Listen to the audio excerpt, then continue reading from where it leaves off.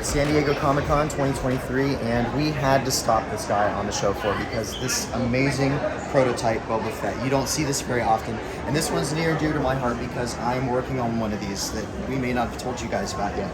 But this is beautiful work. So this is Alex Mattingly.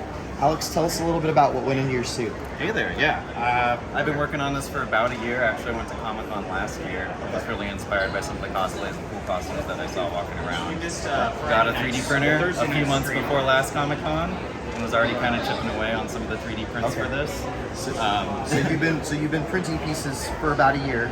Yeah, I got most of them done like last summer, and it's just been a very slow, free time kind of process as far as like actually finishing the 3D prints, which is a really rough aspect. But I can't find a single print line. I mean, we've been walking with you for a few minutes now. I haven't found a single print line or detail that would tell me that it's 3D printed. Yeah, my printer's pretty small too. Like I have the Prusa Mark III Plus. Okay. So this was a split in the middle here. There's a split here. Yep.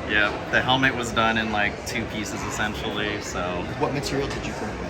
This is all PLA. Okay. And then I use I use a more like eco-friendly PLA that it's a little more flexible. Yeah. And they do supposedly print a tree for each spool, so at least we're like kind of offsetting a little bit of that. So one of the things that we were talking about before we came on here is like some of the details that you have to alter because of your size and everything. Yeah, so definitely. talk us through that. So I know you had to make some adjustments here, and I want you to show us what this helmet does so you can get this on. Yeah, definitely. So I'm a little bit of a smaller person. I'm like 5'9", pretty skinny. I did scale down the armor to about 85% or so. And that meant also scaling down the helmet. So the helmet didn't fit in this mouth area because it's such an awkward, small... And this helmet, he's got details on here. Normally you don't put details onto the bottom side of the helmet, but look at what he's done here. Obviously that makes it hard to put on, but this is craftsmanship that you don't see. Most people would just, the helmet would be cut here and you wouldn't see any of this, but this is so much nicer. Hey, Chewie. So show us how you solved the problem of getting it over your chin. Yeah, so this aspect goes on my head first, if you could just hold this for a second. Yeah, this part goes on. And then here's this. That just slips on the bottom here. And there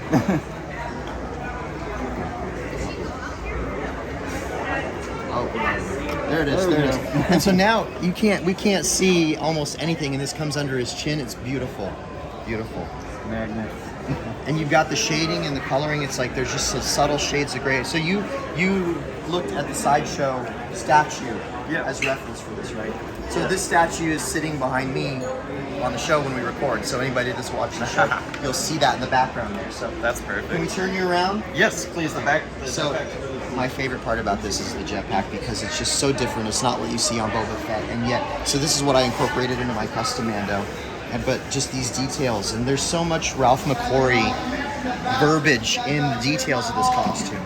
So, you know, it's got this little detail here, which ended up in the snowtrooper backpack on the side of the pack here. There's actually fans inside the jetpack. And now, do these come up and blow air into your helmet? Yep, exactly. Okay, so with this rubber hosing, it connects up to the backpack. Right here. Yeah. So this goes in here, and then this can come up, and so his fans are in here where there's room for them, and it blows through the hose to give him ventilation up into the helmet. Yeah.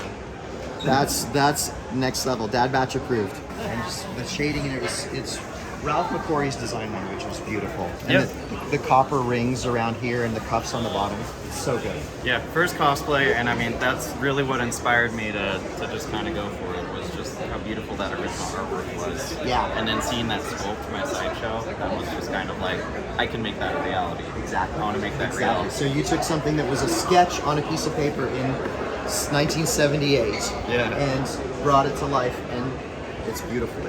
Your work is such stunning. For your first costume, this is blowing my mind.